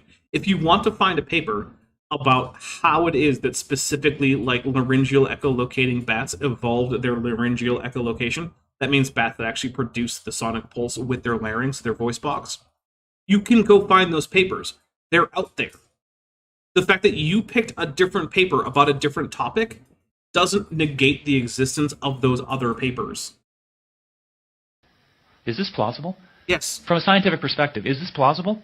I mean, literally every scientist within a margin of error that's okay for things that, like people who sell precious metals, right? We're at like the 9.999 fine level of scientific consensus. Yes. If we can say that something is pure gold because 99.99% of it is pure gold, then I can say that scientists entirely accept evolution.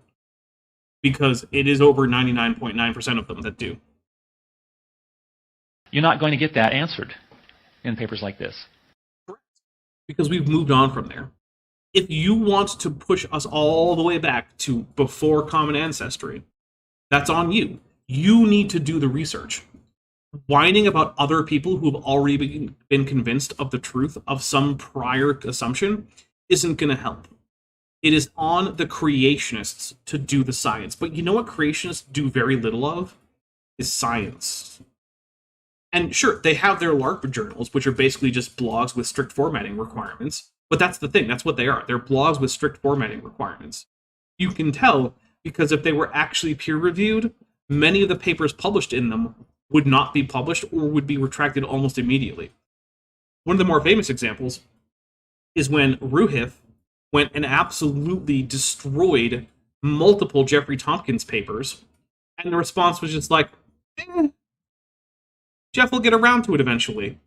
And his quote-unquote getting around to it was to say like, oh yeah, there was a bug in one of my versions of Blast, as pointed out by an Australian software developer, not even naming Ruhiv, and then just went on to make different errors, give him the same erroneous results.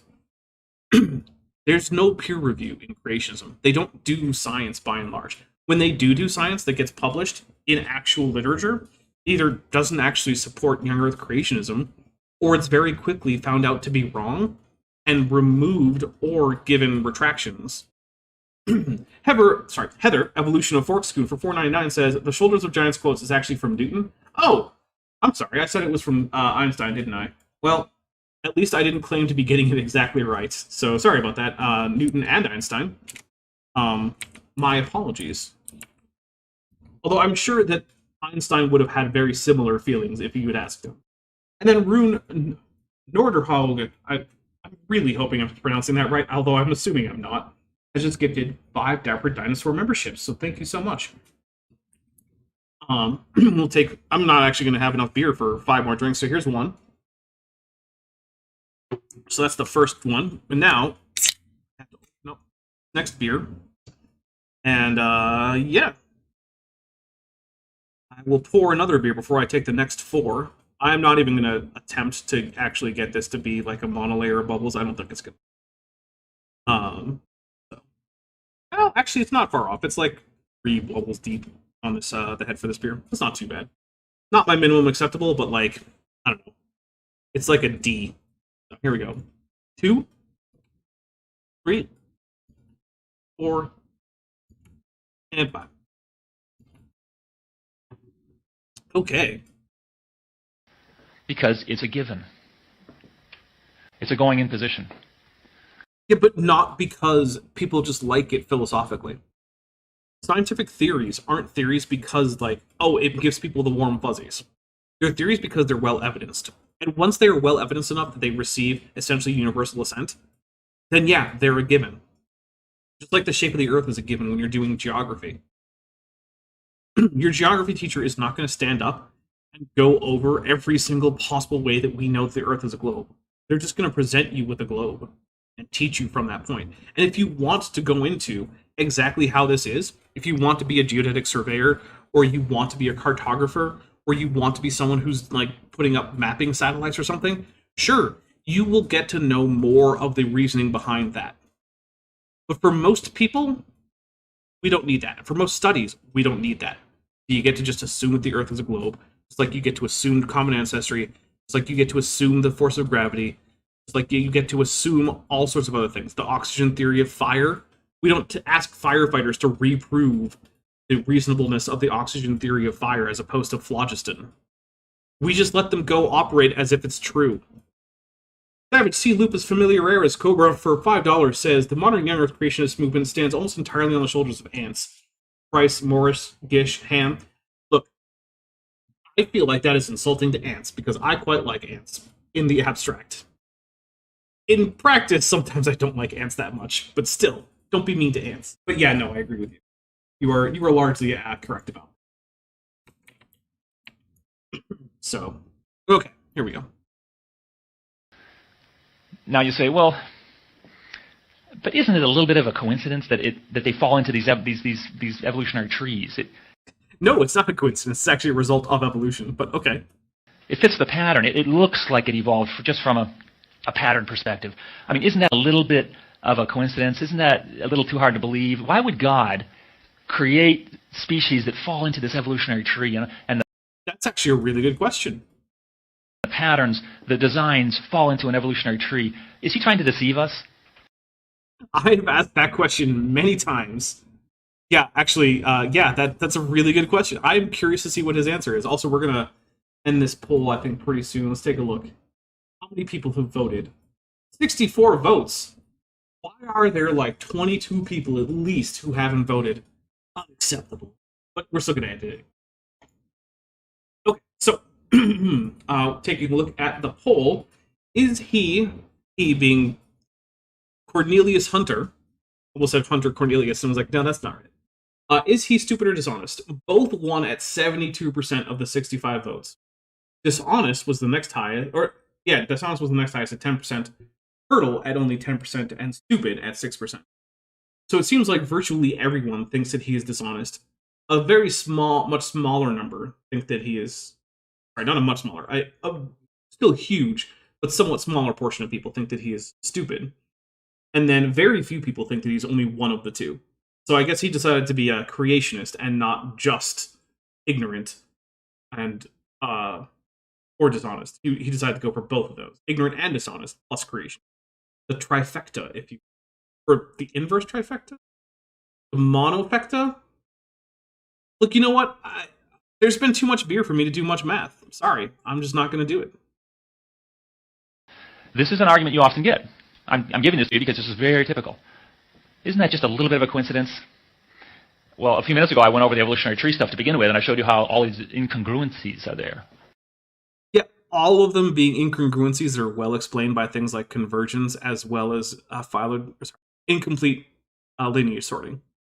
Like, also horizontal gene transfer. Like, these are all incongruencies that are well explained by current evolutionary theory. Because, in fact, evolutionary theory isn't as simple as you might learn about in high school. There are nuances to it. There are multiple mechanisms that are relatively uncommon or unusual, or that buck the overall trend of just pure descent with modification via natural selection and mutation. There's more to it than that. So really, that argument doesn't work. In fact, it's flatly wrong. Okay, let's just take a drink. Here's the thing. Earlier today, I described how we come up with a species tree, right? The consensus tree when we take as much data into account as possible. And when you have multiple people check the same taxa, derive their own species tree, you tend to get very little disagreement, at least when you're doing a lot of extant organisms. It's a lot harder with extinct organisms, because we just don't have the genetic data, generally speaking. And even when we do have some genetic data, it's going to be more degraded and harder to get really good coverage on. Okay, cool. So at least with extant taxa, when you do these species tree analysis, everyone basically gets the same thing. Everyone agrees that, say, sloths and anteaters and armadillos are more closely related to each other than they are to Sirenians or elephants or hyraxes. And those also form a group that are more closely related to each other than they are to chimpanzees or spider monkeys, right? Like, everyone's getting the same basic tree. At the very terminal bits, like, hey, exactly how related are these, like, 3 different species of macaque? Yeah, you're going to get some differences there, because that's where, at the tips of the tree, or where incomplete lineage sorting is the strongest. And at the ends of the tree is typically, the beginnings of the tree is typically where things like horizontal gene transfer is strongest.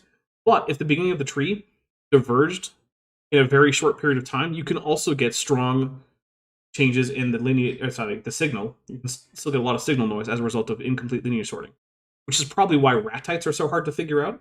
That's birds like tinamous, ostriches, emus, rheas, and cassowaries. Really hard to figure out their family tree at the very base because of incomplete lineage. But yeah, overall, when you run the species tree analysis, you get the same thing. These weird changes typically only happen when you restrict it to a certain subset of the genome. Like, we're only going to look at the mitochondrial cytochrome C gene. Then yeah, you do get a weird different tree. But that's the kind of analysis where the disruptions like horizontal gene transfer and incomplete lineage sorting and convergent evolution create the most differences. They're the most obvious. They produce the most signal noise at these small areas. Asked to mesothermy, do you mean room temperature? Ryu said, this is for the vets in chat. AIG is a bag of meals ready to eat. I'll take a drink for that. And for $2, Starsong says, MRE, meals refusing to exit. Oof. Yeah. Look, when I was in the Navy, fortunately, I did not have to rely on MREs. The aircraft carrier never really had to serve MREs because the aircraft carrier had a full kitchen, and it had walk-in freezers, like gigantic walk-in freezers. One of which was temporarily turned into corpse storage. That was weird. Anyway. If God was trying to deceive us, he could have done a much, much better job. Okay? They don't fit the evolutionary tree. So that's... Except they do, by and large. When you actually take all the data into account, all the data available, they do fall into evolutionary tree. You do still have to actually come up with a reason for that. That's a bogus argument to begin with, but I'm going to show you for bats another example of that. If it's Preston, the protein involved in echolocation in both bats and cetaceans, that's my prediction. He's going to go for Preston. And that's this tree right here. So here is... Oh, okay. It's not Preston then. But Mark Agamotto 1313 Smith says, quit dismissing the good name of MREs. I love them. Look, I've had a few MREs here and there in not in the Navy, and they weren't terrible. I wouldn't want to live off of them, and they're never what I would choose to eat if I had other options. But they're food, right? It's not like you're eating cardboard. It's food. Okay, so here we go. An evolutionary tree for bats. And the organization, there's a couple dozen different types of bats along the top there. I won't go through the details, but those are all different sorts of bats. And this diagram shows how they are clustered according to the evolutionary tree. Okay, fine. So this was all done before you analyze the echolocation. The colors correspond to different types of echolocation. So you got Yeah, this is exactly in line with the idea that was presented in the paper, that the evolution of echolocation happened multiple independent times. That's just what this chart says. your yellow is short broadband multi-harmonic echolocation. You got your light green, which is polymorphic echolocation. You got your pink, dark pink, which is narrowband, dominated by fundamental. That doesn't look like dark pink to me, but you know what? Whatever. I'm not the color czar. Fundamental harmonics. You know, different strategies, different types of echolocation. The colors are sprinkled about. Look at the yellow, for example, short broadband multi-harmonic. It's there, and there. Yeah, so it looks like we've got at least 1, 2, 3, 4, 5, 6, 7, 8, 9, 10, 11, 12, 13, 14, 15 different origins of echolocation. Which, yeah, that's a lot. It's not what I would have predicted. But what prevents multiple evolutions of echolocation? Because unless something prevents it, I don't see what the problem is. It's not clustered. You don't have the different strategies, the different types of echolocation in one set of species. Okay. And then a different type of echolocation in another set of species. Yeah, but evolution never said that literally everything about a species that you could possibly name linguistically is then going to cluster into, like, the smallest number of branches possible. Like, that was never a thing that was a prediction of evolution. Now, this degree of repeated convergent evolution is kind of weird. I'll grant you that. And it's probably not what I would have predicted on the outset. But that doesn't mean that evolution doesn't actually still cluster these organisms and isn't the best explanation for these. Because remember, creationists also think that many of these groups of organisms share a common ancestor. Right? They think that bat families actually do tend to share common ancestry with each other. In fact, at the Ark encounter, this is me just trying to remember, I've heard creationists from AIG claim that baby bats are an entire kind, which means that, yeah, they think these evolved independently too, or at least they should think that. That are together on the evolutionary tree. They don't line up. They don't cluster. They're just randomly sprinkled about. Yeah, because you cherry-picked one area where they don't. Cherry-pick other areas. Like, let's see, we got one of the families there is Nycturidae. What things unite Nycturidae? And also, they seem to form some kind of, like, superfamily with Ambolonuridae. What things unite them? Why are they not united, say, with Natalidae, Menopteridae, Molosidae, and Vespertionidae? What's the difference between them? How are you explaining the entire clustering? Because it's very trivially easy to find one or two traits in any given species tree and then say, well, see, this trait doesn't actually follow the same distribution as the overall species tree that we derive from including as much data as possible in our phylogenetic analysis. And yeah, you're going to find that. And how do you explain the overall pattern? Do all of the traits of these bats follow this pattern? No, of course not. What you're actually cherry picking is this one thing that actually happens to be highly convergent in Chiroptera, whereas most of the other features of Chiropteran families are not, in fact, so convergent. They actually tend to follow synapomorphy. What are the synapomorphies of these families? Are there any? If there aren't, then you have a really good point. If you can't actually point to shared derived characteristics of these bat families, or these superfamilies, or in some cases, like, I don't know, infraclasses or whatever, yeah, that would be pretty significant. that would be a good argument. Cherry picking just echolocation because of its complex evolutionary history doesn't really help. Let's see. Starsong for $5 says, even humans who are blind can echolocate. It takes a bit of training, but we can do it. That's true. Yeah, humans can echolocate, which basically tells you that the beginning of echolocation is just having, like, passable hearing, because human hearing isn't that great. So, yeah. In other words, it's incongruent. It's another example of what I was talking about a few minutes ago when I started, incongruencies. It's not, they don't line up on the evolutionary tree. So when the evolutionist says, but isn't it kind of a coincidence that, I mean, how do you explain, why would God do it this way? Why do they all line up on the evolutionary tree? They don't. It's true that not all traits line up in a congruent way with the species tree, but most of them do, and that's the thing you need to explain. Because it was never the claim that literally everything is going to fall into the same hierarchy every single time. Biology is way too complex for that. We know of too many mechanisms, including convergence and incomplete linear sorting, that can cause that to not be the case. So, what is the statistical likelihood that this evidence of independent origin for bat echolocation actually corresponds to independent origin for bats via special creation? Has he done that analysis? Has he actually checked the other traits? Has he checked the genetics? Has he run it through any kind of phylogenetic analysis? Has he run it through any kind of statistical analysis, testing for both separate versus common ancestry? No. Of course not, because we would see it. But an interesting thing is, someone did do it for primates. There's actually a paper that both myself and Gutsa Gibbon really like that was testing common ancestry for primate families versus separate ancestry. And this is also common versus separate ancestry for families. And while I don't know if that study being done with Chiroptera, when it was done with all of primates, the chances of separate ancestry for primates versus common ancestry, the chances that separate ancestry is true, was assessed multiple different ways. And the chances were often given in like 1 in 1 times 10 to the negative 7 or 8 digit number, or in some cases, just 0. Like, the chances of this data being explained by separate ancestry was so low that they couldn't actually recover a statistical chance of it being separate ancestry.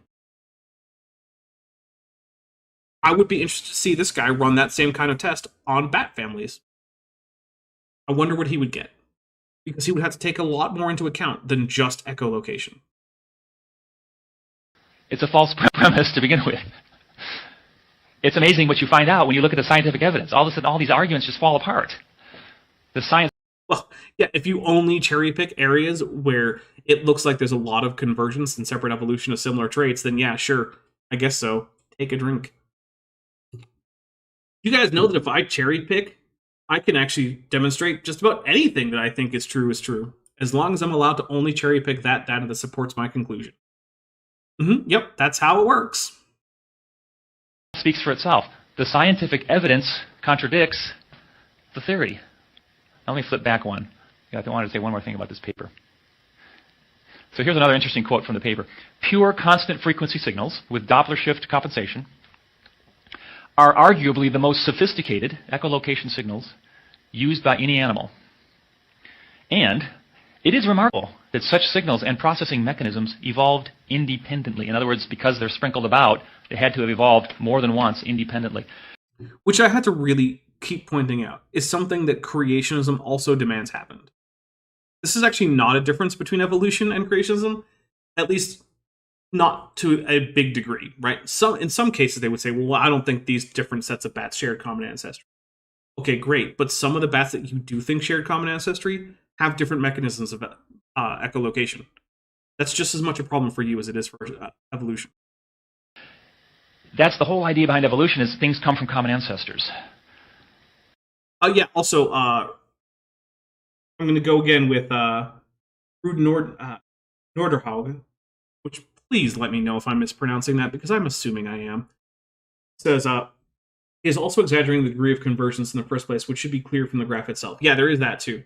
Just the fact that 2 areas have the same color coding does not actually mean that they're echolocating in identical ways. Because remember, what was being actually characterized there was just the kind of echolocation pulse. whether it was short, short or long, whether it had multiple frequencies or it had a tightly constrained frequency band. But that is not the same thing. Like, were they echolocating via clicks from the tongue, which is one of the more common ways that bats echolocate? Or were they laryngeal echolocators, which requires a different set of adaptations, because those do not map tightly onto the range and duration of echolocation pulses. So it's actually that just using that graph is only giving you part of the information, and it implies more convergence than is actually true. 3 or 4 different species share the same design because they share a common ancestor. These species share a similar design because they share a common ancestor. Common ancestry is the whole idea.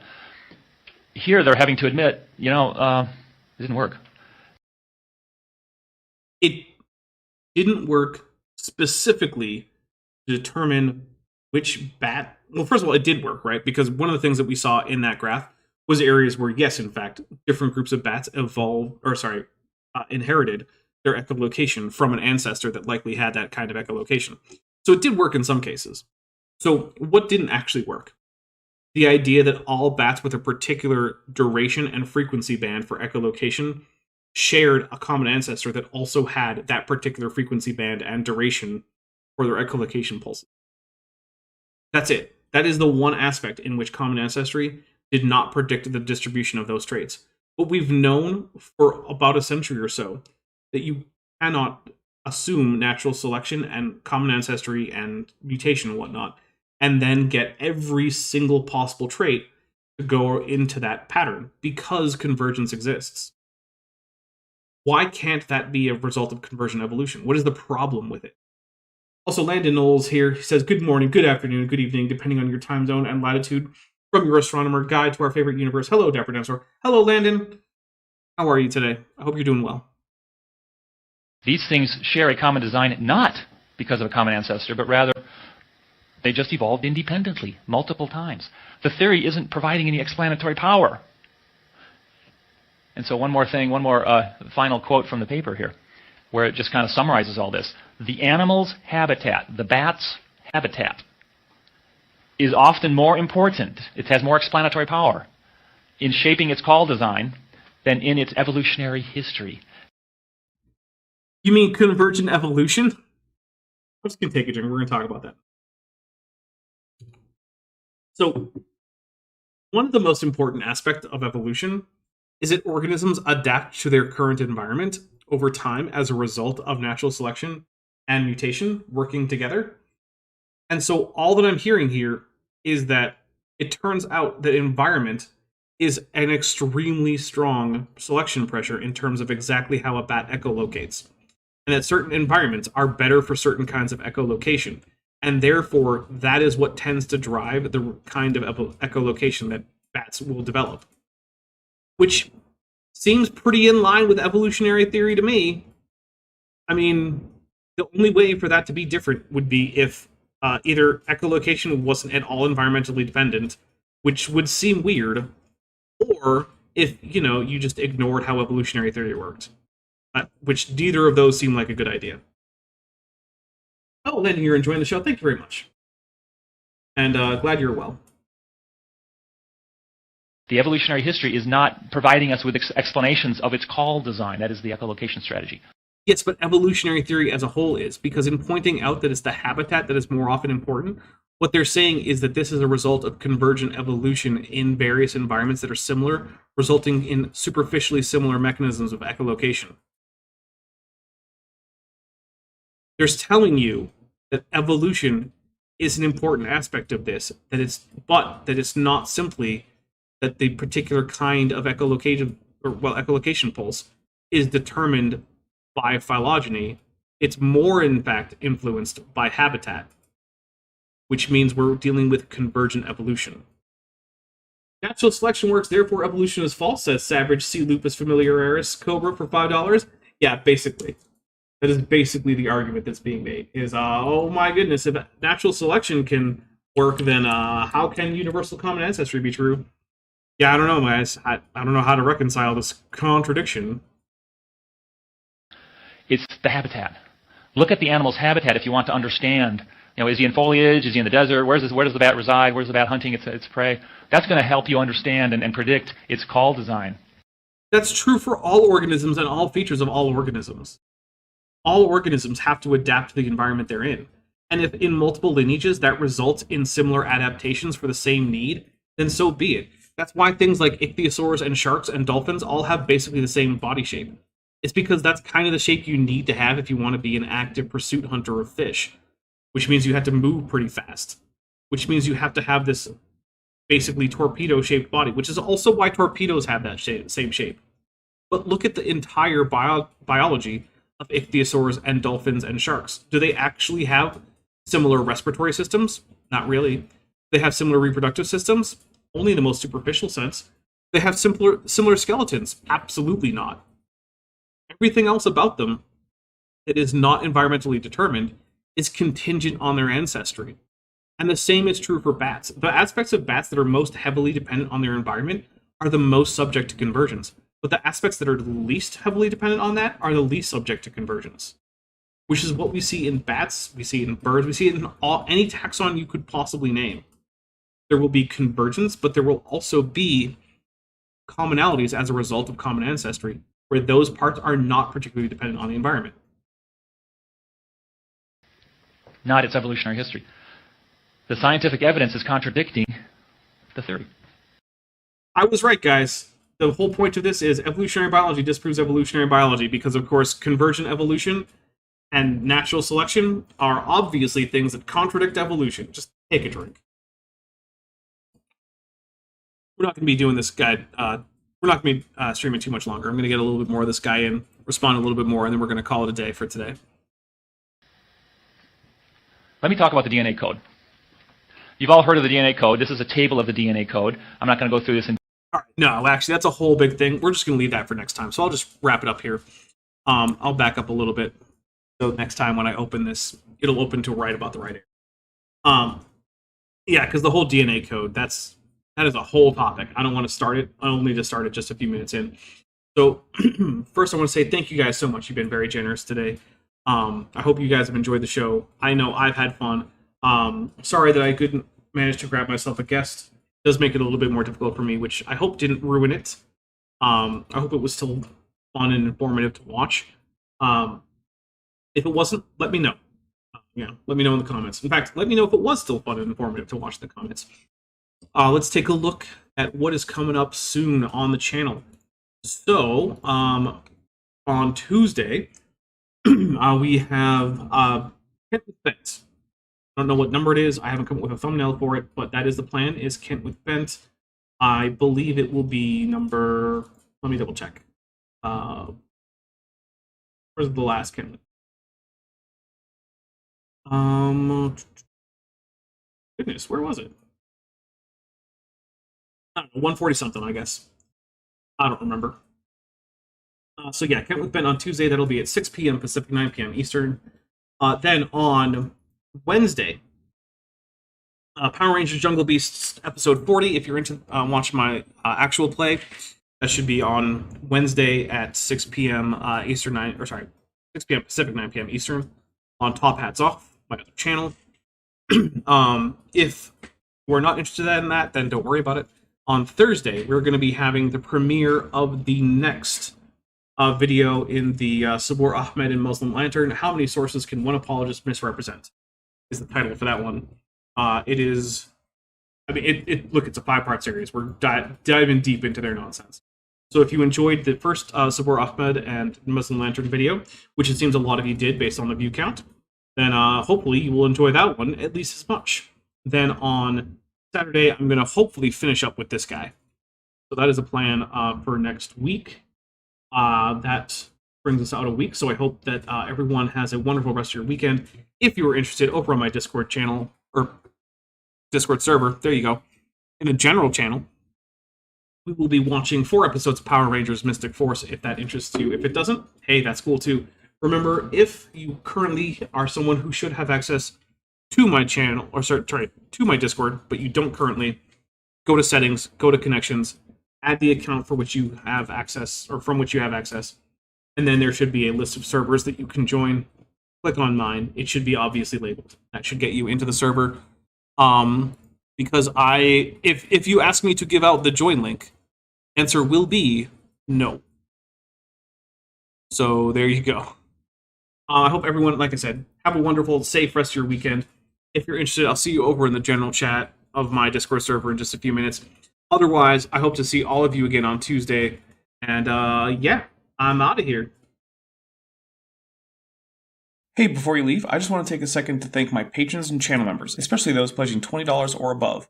Ben Tovand, Phil Ravara, Tapioca Weasel, Whispers, John Ackerman, Strawberry Vein, Dr. Tapioca Weasel, Elaround Teller, Horseflesh, Ian Chen, Kelvin Brostick Van Manen, Landon Knoll, Mabdy Babbity, Sphincter of Doom, and Ballas.